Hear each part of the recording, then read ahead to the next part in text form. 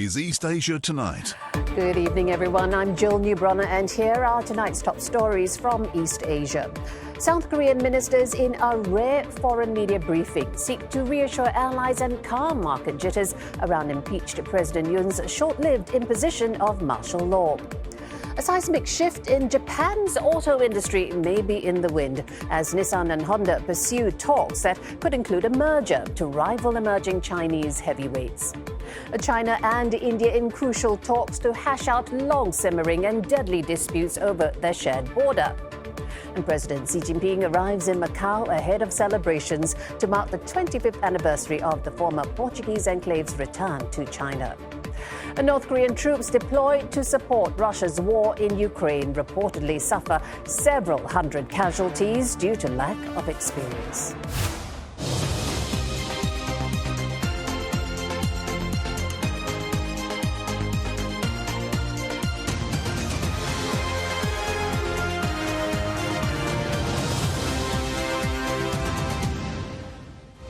Also on East Asia Tonight, Chinese astronauts wrap up their first marathon extravehicular activity, breaking the world record for the longest single spacewalk set more than 20 years ago.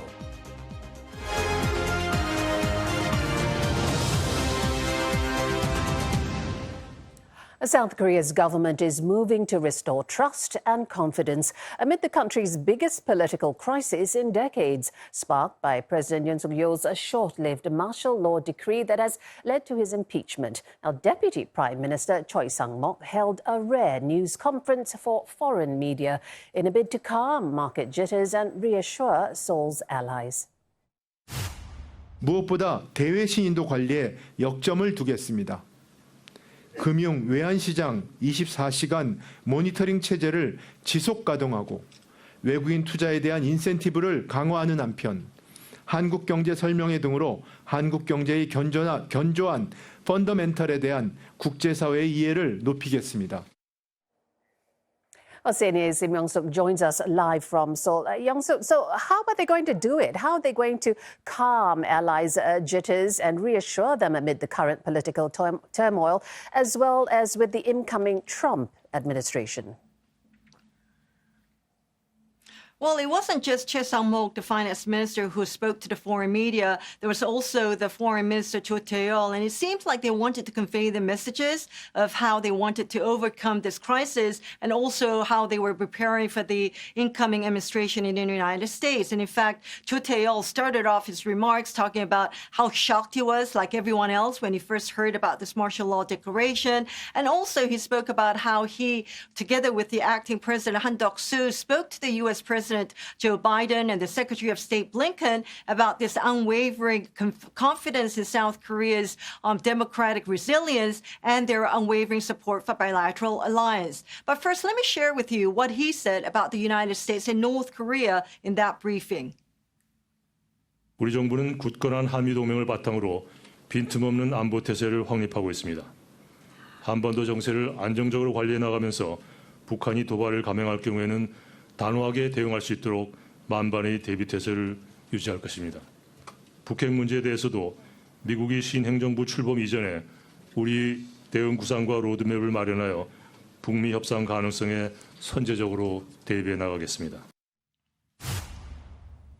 Now, I asked him at that briefing if he thought that there was a high chance of the U.S. meeting North Korea, and he pointed out how President-elect Donald Trump had nominated Richard Grenell as his envoy for special missions, including North Korea. And he said that signaled to South Korea the new administration's readiness to actively engage with North Korea and its nuclear issues. And he also said that it demonstrated how President-elect Trump had not excluded North Korea from his list of priority tasks, and it was very possible that he would address North Korea and its nuclear issue seriously after he is inaugurated into office. Now, he said that was why South Korea must respond proactively to those issues. And he also touched on Japan at that briefing, saying that, there were lots of concerns in Japan right now about South Korea, and he said he understood, but South Korea was in a way very concerned about how concerned Japan was, saying that, that there was nothing to worry about and that South Korea was committed to further advancing relations between the two countries, especially since they will be marking the 60th anniversary of diplomatic ties next year. Now, Minister Cho also said that South Korea will be maintaining close consultations with China in order to advance their bilateral relations, and also that South Korea was tapping into every possible resources out there to prepare for the successful hosting of this APEC leaders meeting, which is scheduled to be held here in South Korea next year too. Before you go, Yeon-suk, update us, please, as well on President Yoon's martial law impeachment case.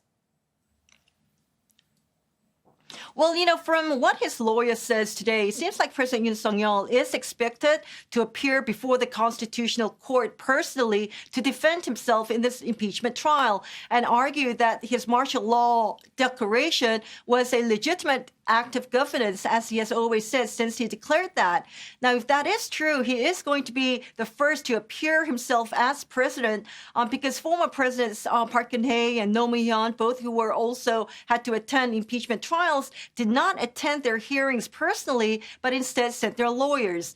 Now, some experts saying that perhaps he is in a better position to defend himself since he is an ex-prosecutor with 27 years of experience, and he was also the prosecutor general. But then there are also others who are saying that they are unsure if he should, because usually even if they do have the expertise, they would rely on legal counsel when facing charges. And meanwhile, we have the Constitutional Court today saying that President Yoon will have to submit documents related to the martial law decree he issued on December 3rd. Now, he needs to send in also the minutes of these two cabinet meetings that he held before and after the martial law was declared. Now, according to reports, apparently there were no minutes taken during those cabinet meetings, and so it remains to be seen whether President Yoon Suk-yeol will be able to submit that or not, but he has until next Tuesday to submit those documents. CNA's Lim Yeon-suk reporting from Seoul. Thank you.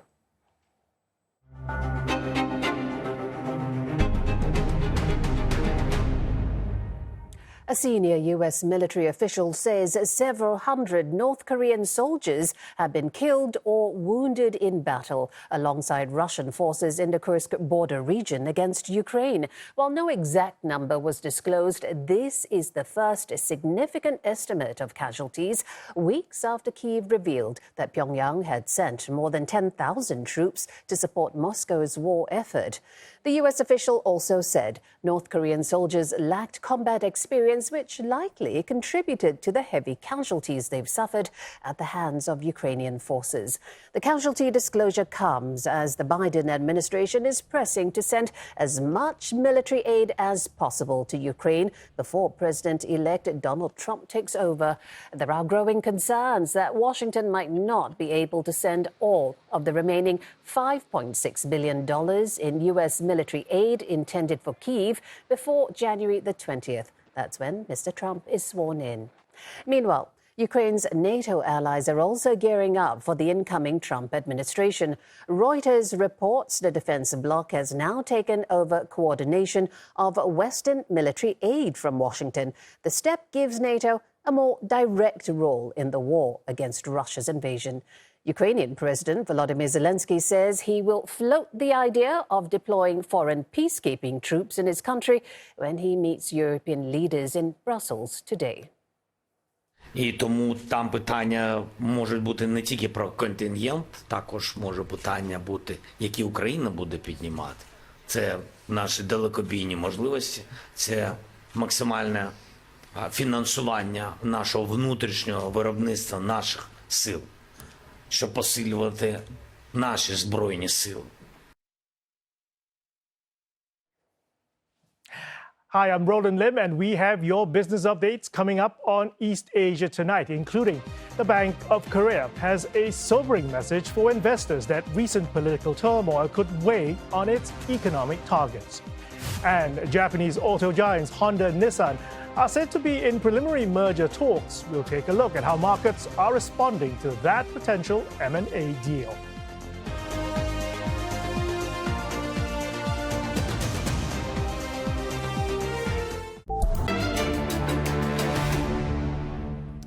Welcome back. Japan's top automakers Honda and Nissan have stressed that there are talks about possible collaborations between the two firms, but there was nothing decided yet in response to media reports that the pair was in preliminary discussions for a merger. Now, in a statement, Nissan said the content of the report was not part of something that has been announced and that it'll inform its stakeholders if there are any updates. Nissan shares ended almost 24% higher on the report, while Honda closed down about 3%. Honda's market capitalization is about 4 times as big as Nissan, which suggests that the power balance would favor Honda in a merger. So why are people all revved up about a potential merger of Japan's number 2 and 3 automakers behind Toyota? Well, it's a possible next step in a car industry that's won over the world decades ago, but is losing ground to China. A Chinese company supported by the government have become global leaders in electric vehicles and the batteries that power them. Japan, on the other hand, has been slow with hybrids, the preferred option, though it's trying to catch up. And while Chinese brands such as BYD and Geely are facing steep tariffs in Europe and North America, they're expected to keep growing. Throw in the titan that is Tesla, and the Japanese firms are facing a tough fight. Nissan has also been spinning its wheels, trying to reinvent itself, with the CEO warning of, quote, a severe situation. Giving up half of his salary as the company cut some 9,000 jobs and revealed that it would reduce global output by a fifth. Honda, as the much bigger entity, could be an off-ramp. Any tie-up would also involve Mitsubishi Motors. Nissan owns a quarter of that firm. Combining 2 or 3 different companies with different workforces and corporate cultures would be an enormous undertaking. But the China threat, well, that could help pave over those potholes. A Honda-Nissan entity would rank as the world's 3rd biggest automaker behind Toyota and then Volkswagen. And for more analysis, we're joined now by Vivek Vaidya. He is Associate Partner at Frost & Sullivan. Thank you for coming on our show. I guess the first question is this the case of Nissan being in dire straits and Honda coming to the rescue? Yes, but this is not the first time. I think in a few years ago, when Mitsubishi was in a similar situation, Nissan went for the rescue. So it's not, yes, it is the trigger is Nissan's current situation, but this is not something that is entirely new to the Japanese automotive industry. Okay. I know talks are at an early stage here, but there's already been talk of political fallout. I mean, a merger would mean loss of jobs, and it would also mean a clash of cultures, also possibly hindering that merger taking place? Yeah, it depends on how they do it. Effectively, the merger has to bring in some efficiencies. When we say economies of scale, it means that there are some inefficiencies in the system, and once you combine, there has to be the system has to be more efficient, which correlated to that is it might mean that, of course, there might be some people lose jobs, but it depends on how they do it. In going by history, they are unlikely to get rid of one brand and merge it into another. Both brands may still exist in the market. So what will happen at the back end, at production, at R&D, at suppliers, that's where the consolidation is likely to happen. And that's where job losses or any company closures, if at all, may happen. Are they likely to be encountering regulatory hurdles? Although Frost & Sullivan doesn't really track that aspect, but again, going by precedents, unlikely to happen because in Japan, they like to take care of each other. Even at the company level, you have seen that companies like Daihatsu, Suzuki have started working with Toyota closely. Similarly, if Nissan, when it was able to save Mitsubishi, they actually saved Mitsubishi from going bankrupt. Now it's Nissan's turn, and therefore Honda is helping. So it's unlikely. And if you look at all over the world, consolidation is name of the game. Every single legacy automaker is facing some challenges, and building economies of scales and de-risking innovation are the 2 things that all OEMs are looking at, and consolidation coming together is a part of that. 7.4 million vehicles, that's the big number. That's the combined sales of vehicles sold by Nissan and Honda in 2023. Toyota, the number 1 automaker, sold 11.2 million. So how does that change the competition, the playing field, both in Japan as well as internationally? Yeah, I would say the more change would come internationally. I think most of the Japanese automakers are fundamentally in their mind, they are export oriented. They do sell in Japan, but that's like domestic market where they try things out, but ultimately they are gearing themselves to sell themselves in the outside world. And when you step outside, I think there are more formidable competitors to them, like Volkswagen, like BYD, like Tesla. And that is where their focus is likely to be, unlikely to compete heavily against Toyota or do something that will harm their position, but look at it as an open market and focus on them rather than just focusing on Toyota. How far behind do you think Japan is in terms of catching up with, say, the likes of China in the EV space? So I would look at it this way, that the first EV, first commercially produced EV, was not manufactured by China, it was manufactured by Nissan. Nissan Leaf was the first car that was available. So with this merger, Honda now has an access to a EV manufacturer who has an EV, who has a battery, and that's the advantage that they have. Of course, in terms of styling, in terms of battery prices, they have a lot of catch up to do. But I would say that they are not far behind. If Nissan, when it gets the financial muscle of a bigger partner, they will also be able to bring in better models at a cheaper and better rate. So I would say this is a win-win situation for both. Okay, so Nissan dropped the ball initially. So there's a strategic partnership now between Nissan and Honda to roll out an EV model by 2030, as well as to develop self-driving software. Do you think they will pull it off? Unlikely. In fact, if at all, that will accelerate further. Because as I mentioned, the innovation requires a lot of investment and with uncertain returns. So if they are able to develop an autonomous system, and that autonomous system is fitted into 7.4 million vehicles instead of 2 million vehicles, then you are obviously able to amortize the costs at a much wider base. And that is what is de-risking the innovation. So unlikely that they will pull out anything. If at all, they will invest more and bring it maybe instead of 2030 by 2028. Okay. The merger, of course, gives the enlarged entity a major footprint in the US. Nissan also has operations in Mexico, correct me if I'm wrong. How much of an impact do you see a Trump administration having on this potential merger? As I see, we have to see what they actually do, because everything that is said in the election platform doesn't come true. So we have to see what exactly is the policy.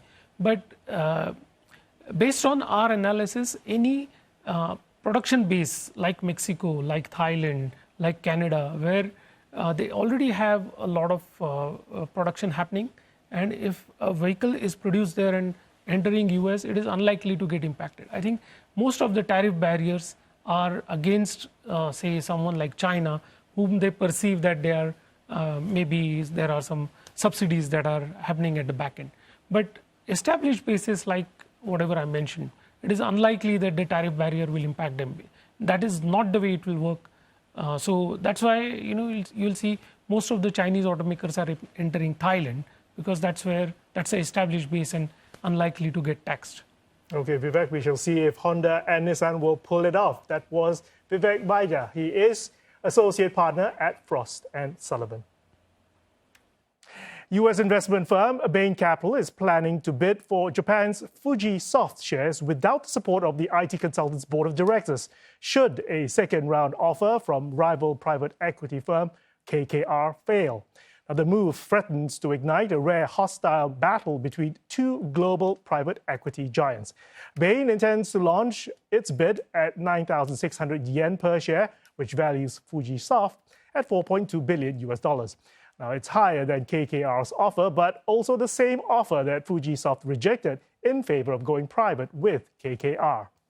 The Japanese firm also noted that KKR holds a sizable stake in the company, and having two major shareholders would hinder management's decision-making ability.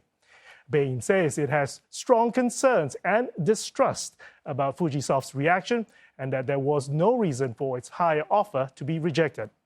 Bain has the backing of Fujisoft founder and major stakeholder Hiroshi Nozawa, while KKR has the support of the Fujisoft board.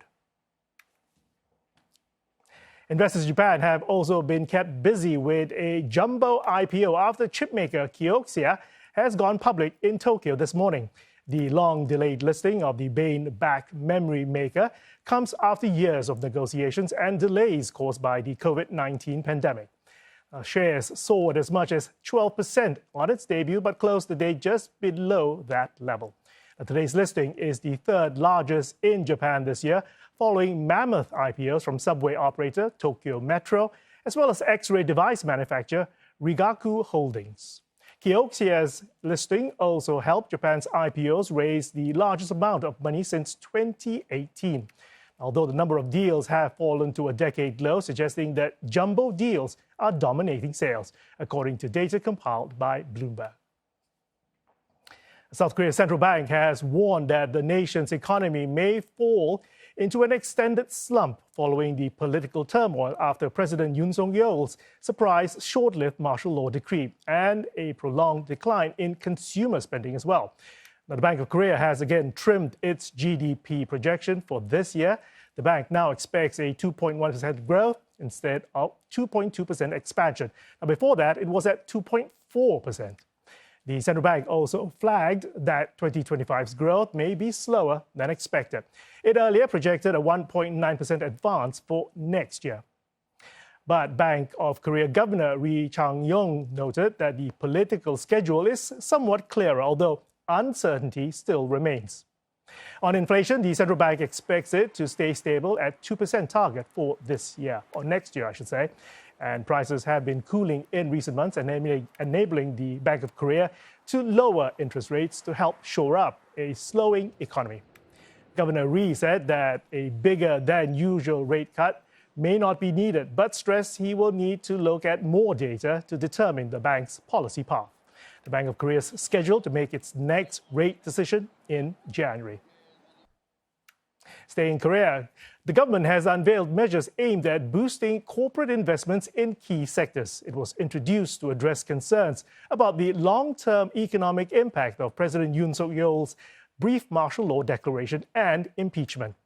Finance Minister Choi Sang-mok stressed that corporate investment was crucial in overcoming internal and external challenges facing the country. Under its new plan, the government will be providing support to facilitate investments in 7 large-scale projects worth a combined $6.5 billion. The projects include the construction of an artificial intelligence cluster in Gwangju and a cutting-edge secondary battery facility in Saemangyong. The government is also looking to fast-track administrative procedures so that construction can take place early next year. And coming up on East Asia Tonight, China and India hold their first high-level talks in 5 years on their shared land boundaries. We speak to an expert and our correspondent for more insights.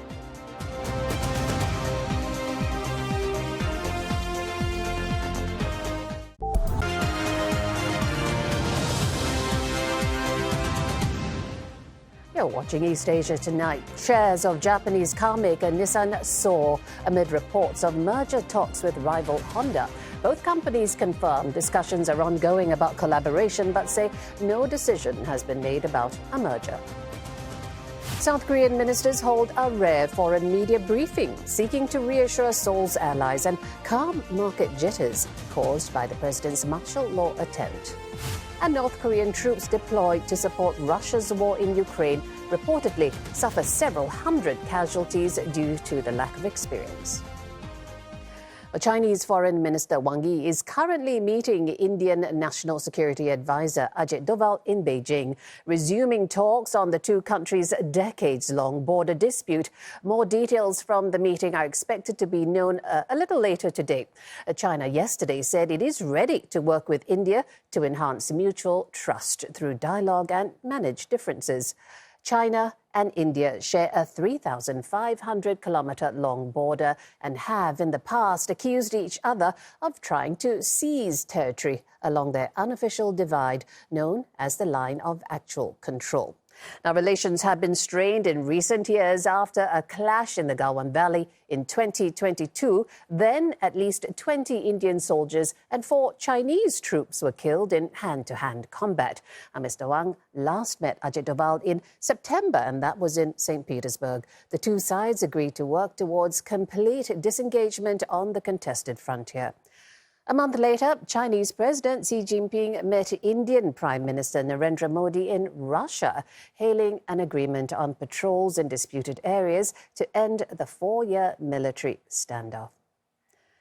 Well, joining us now is Kanti Bajpai. He is the Vice Dean of Research and Development and Wilmer Professor of Asian Studies at the Lee Kuan Yew School of Public Policy. We have also with us in the studio Olivia Seong. She is, of course, our Beijing correspondent. First to you, Professor. Now, we are awaiting lines of what came out of that meeting, but what are your expectations? Well, this is the resumption of fairly normal talks going back to 2003 between the so-called special representatives, which happened to be Wang Yi of China and Ajit Doval on the Indian side. So it's a symbol that after the clash of 2020, by the way, not the clash of 2022, they've come back to more normal interactions. The 2003 special representatives talks, which are being resumed, used to be an annual event, and then they were stopped after the Galwan clash of 2020. So in a sense, it's back to much more normal politics between them. Well, Ollie, the professor calling it their normal politics, but why are these talks so much more significant? I guess the question is, why are we paying so much attention to them this time round? And I think what observers agree on is that talking is better than not at all. And having talks at this high level is seen by observers as positive in helping to maintain this sort of detente that we're seeing over specifically the border issue, which has been extremely contentious. As the professor pointed out, this is the 23rd edition of the Special Representatives Dialogue, which was started in 2003, actually to find a political solution to this border issue. But to put it into context, this is not the only mechanism between China and India. There's also a working mechanism for consultation and coordination on border affairs. There are also other meetings as well as military exchange mechanisms too. So this is just one part of a very big picture. But we also have to point out that this border dispute has been going on for decades. And we know it's a long-standing issue.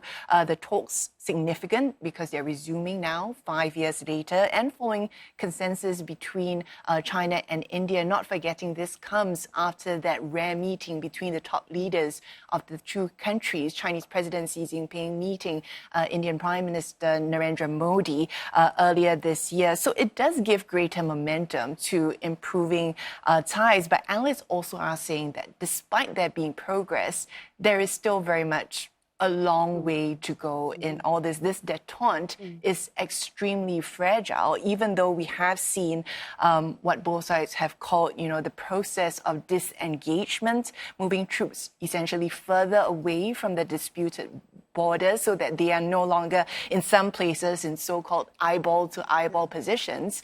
The troops are still being deployed in these border areas. Also, reports suggest that China and India have been building infrastructure along the border, which is escalating tensions as well. So, Professor, would like to ask you, we know that between China and India, they don't have the easiest of relationships. They however, are also talking about cooperation, but they are no doubt competitors as well. So how do you see this proceeding from here? I think that, there have been indications that they're trying to come back, like I said, to a more normal posture.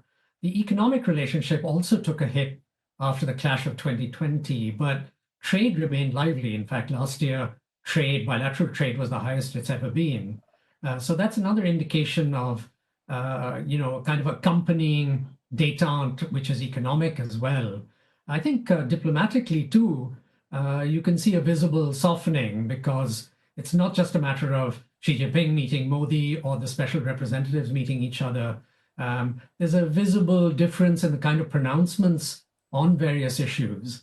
The two sides have always been convergent on global issues such as global trade, on climate change, on humanitarian intervention, issues like that. They're much closer to each other on that than with the United States. But I think, in addition, they are under a sense of, kind of stress vis-a-vis the Americans.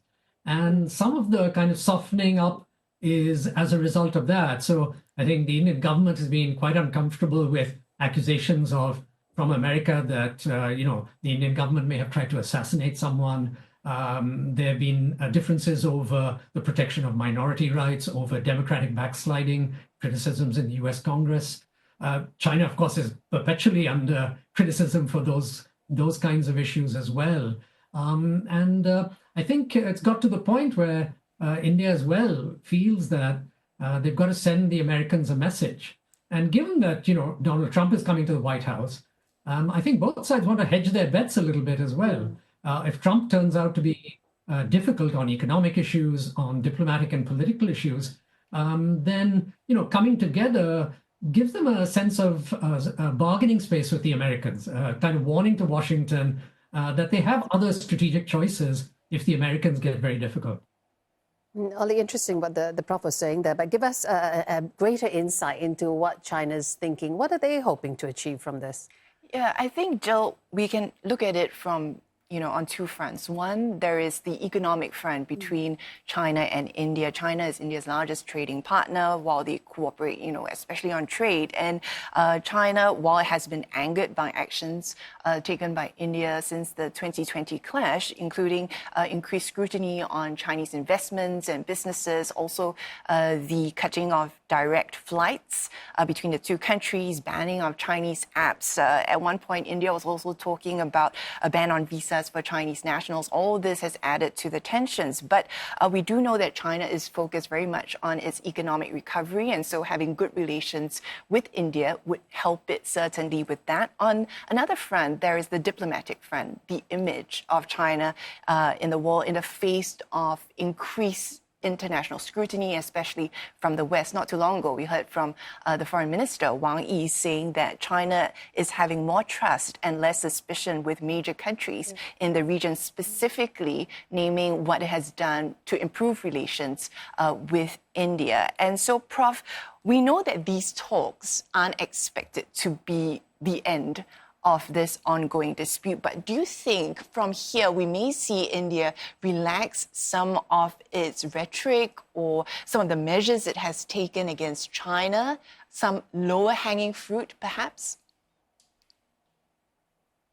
Well, I think it's quite instructive that Mr. Modi himself, despite the Galwan clash, has never criticized Xi Jinping in public.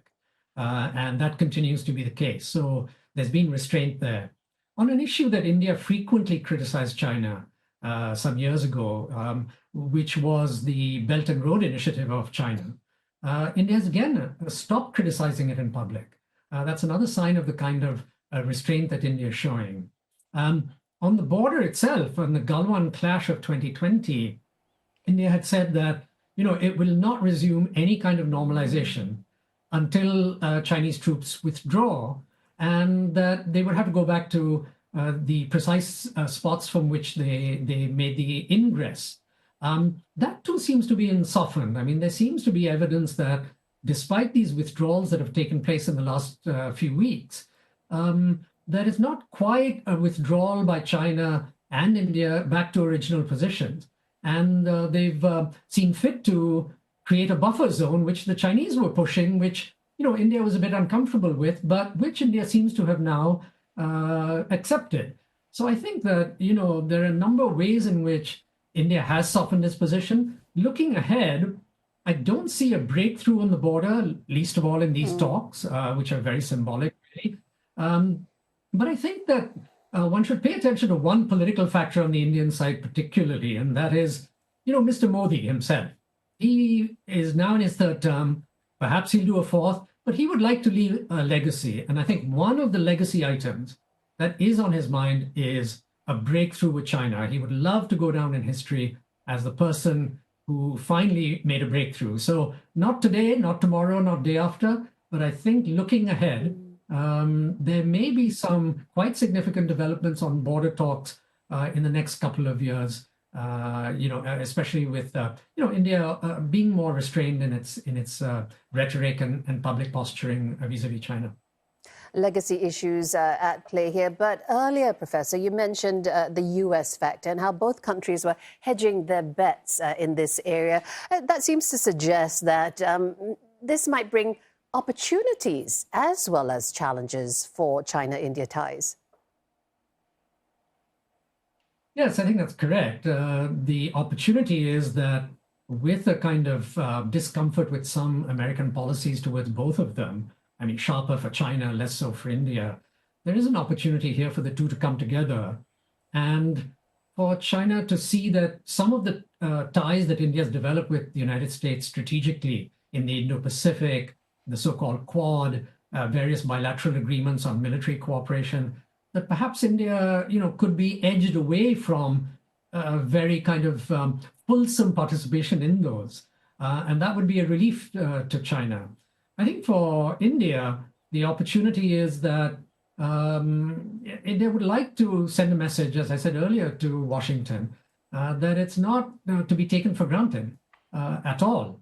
And it has other options strategically. So it would like to pursue this relationship with China. And a related point, I think, is that India is a very big country. It sees itself in the same league as China. It isn't economically, of course, or even militarily, but as a civilization and as a society. And I think it's wary always of suggesting that it's a junior partner of anyone, including the United States. And so, this is a moment to demonstrate that again to the world.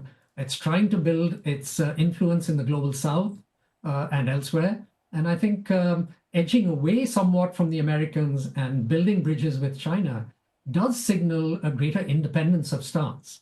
And I think that's quite an important kind of moment for India, or an important move for any Indian government, irrespective of whether Mr. Modi is in power or the opposition. That's something that India likes to demonstrate over and over again, a degree of strategic autonomy. Professor, though, I would like to pick out one of the points you mentioned, that Mr. Modi would be very keen to leave a legacy behind, especially with a breakthrough with China. But how does Mr. Modi's standing and popularity right now within Indian society affect his ability to do that? Are there other factors at play? Yeah, that's a good point. I mean, my own sneaking thought during the elections in India a few months ago was that if he won a big majority, as he was projected to do, he might have tried to do something fairly quickly with China, which was dramatic. Perhaps not a complete breakthrough on the border settlement, but something fairly dramatic. Now, with a much reduced number of seats in Parliament, he can't probably go quite that far.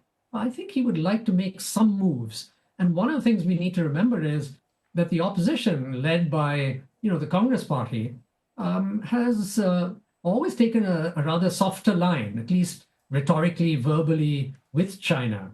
And it'll be hard for the Congress, beyond a point, to oppose a dignified breakthrough with China. They would be disarmed from it because they've long touted that the only road to a settlement had to be peaceful, and that compromises and so on in a dignified way had to be made. So I think much will depend on the kind of deal that Mr. Modi might begin to edge towards and how he handles the opposition. If he brings them along more and more, he stands a pretty good chance. He has an astute foreign minister as well. So I think, there are elements here that point towards some good developments. As I said, not today, not tomorrow or day after, but perhaps even within this term. Much will depend on how this disengagement plays out altogether, and the avoidance of any future episodes. But I think there are signs of betterment down the road. I know, just by the way, you made mention of the economic change. India is beginning to talk more and more about loosening up visas for Chinese businessmen. There's even some suggestion, I think some agencies in the government have put out a trial balloon on India coming back to the RCEP, which it had withdrawn from, partly on the grounds that China was too dominant there, and an RCEP with India in it would give China even further access to the Indian market. And as you know, the trade gap between India and China in their bilateral trade is enormous. But there's some trial balloons out there on the part of some agencies in India about coming back to the RCEP. So, I think there are all kinds of elements of change that have suddenly taken place over the last 3 or 4 months. Well, we very much appreciate your thoughts, Professor Kanti Bajpai from the Lee Kuan Yew School of Public Policy. And always nice to see you, Olivia Seong from CNA's Beijing correspondent. Thanks. Chinese President Xi Jinping has arrived in Macau as the former Portuguese enclave prepares to mark 25 years since its return to China. And Mr. Xi's trip to the world's biggest gambling hub is his third as president. He last visited in 2019 when anti-government protests rocked the neighboring financial hub of Hong Kong. 25年来，具有澳门特色的一国两制实践，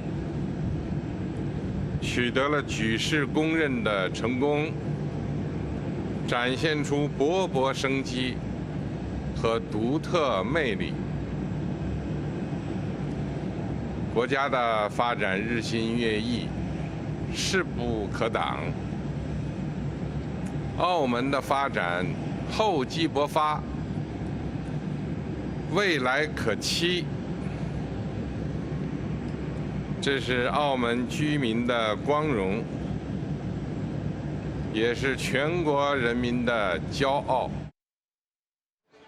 Macau is the only place in China where gambling is legal, with its economy heavily dependent on the casino industry, contributing about 80% of the regional tax revenue.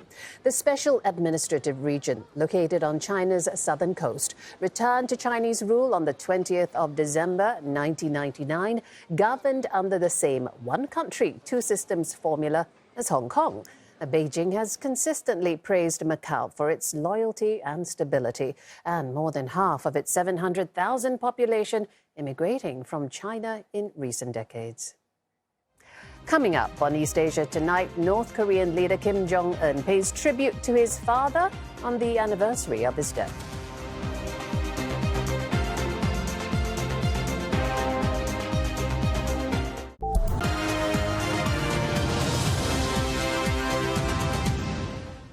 Welcome back. North Korean leader Kim Jong-un has paid tribute to his late father and former leader Kim Jong-il on the 13th anniversary of his death. Mr. Kim observed the occasion with other senior officials on Tuesday at the Kamsusan Palace of the Sun. That's a mausoleum where his father and grandfather Kim Il-sung were laid to rest. In footage from Korean Central Television, the leader was seen bowing during the ceremony. North Koreans across the country also marking the anniversary. Not far from the mausoleum, many visited Mansu Hill to pay their respects, customarily placing flowers at the foot of the giant statues of the former leaders. Now, Kim Jong-il ruled North Korea for over 17 years before present leader Kim Jong-un took over in 2011. 위대한 용도자 김정일 동지는 한평생 오로지 조국과 인민을 위하여 우리 후대들을 위하여 자신의 모든 것을 다 바치신 인민의 자애로운 오보이십니다. 천만년 세월이 흘러도 위대한 장군님은 우리 인민의 마음속에 영생하실 것입니다.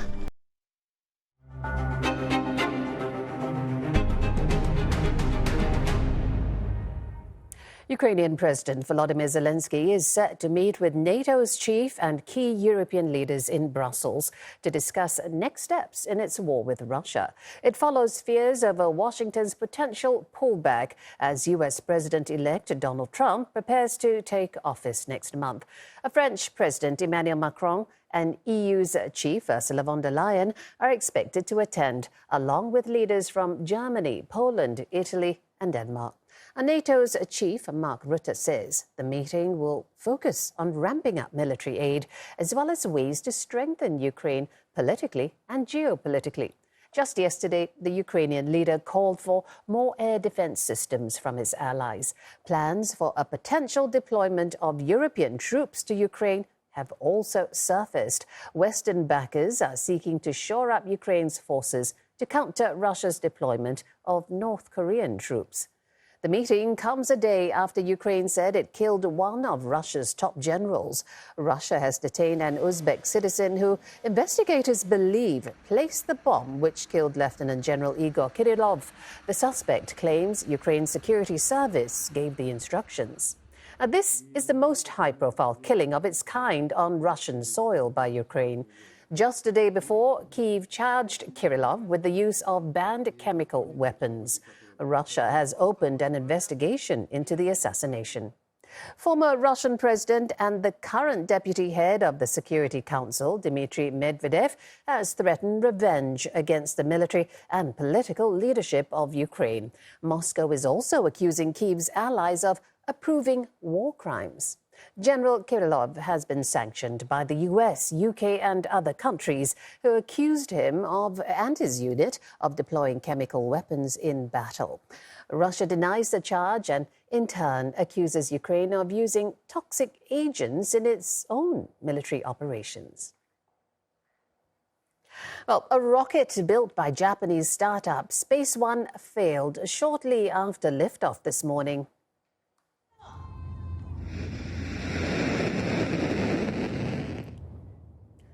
All appeared well the moment the solid-fuel Kairos rocket blasted off. It had been carrying 5 satellites, including one from the Taiwan Space Agency, as well as those designed by local students. Now, the rocket was seen losing stability in its trajectory as it ascended and eventually went into a spiral, you can see there. While it's unclear what caused the rocket to fail, SpaceOne officials said measures were taken to suspend the flight 3 minutes in, while the second rocket stage was still burning. It is the second attempt by the private firm to put a satellite into orbit. An earlier launch in March ended in a mid-air explosion seconds after launch. There has also been other setbacks in the country's space ambitions in recent times. The government-funded Japan Aerospace Exploration Agency postponed the debut of a new solid-fuel launcher after its engine combustion test in late November failed for a second time. The Chinese astronauts have completed a marathon 9-hour spacewalk, breaking a world record set more than 20 years ago by the US. 开舱门了啊！好天儿，是个晴天。 It's pretty amazing because this is the moment the Shenzhou 19 crew opened the hatch of the Tiangong space station. The 2 astronauts came out of the station tethered by 2-meter-long safety cables. They were supported by a third crewmate inside the station, as well as a robotic arm or multiple robotic arms and ground control teams. China launched the Shenzhou 19 crewed mission in late October, sending 3 astronauts, including the first female space engineer, to its orbiting space station. They're scheduled to return to Earth at the end of their 6-month mission in April or May. That is it for Asia Tonight this Wednesday. If you'd like more news, head anytime to CNA Dr. Asia. Also, look for us on Facebook and YouTube. Bye-bye.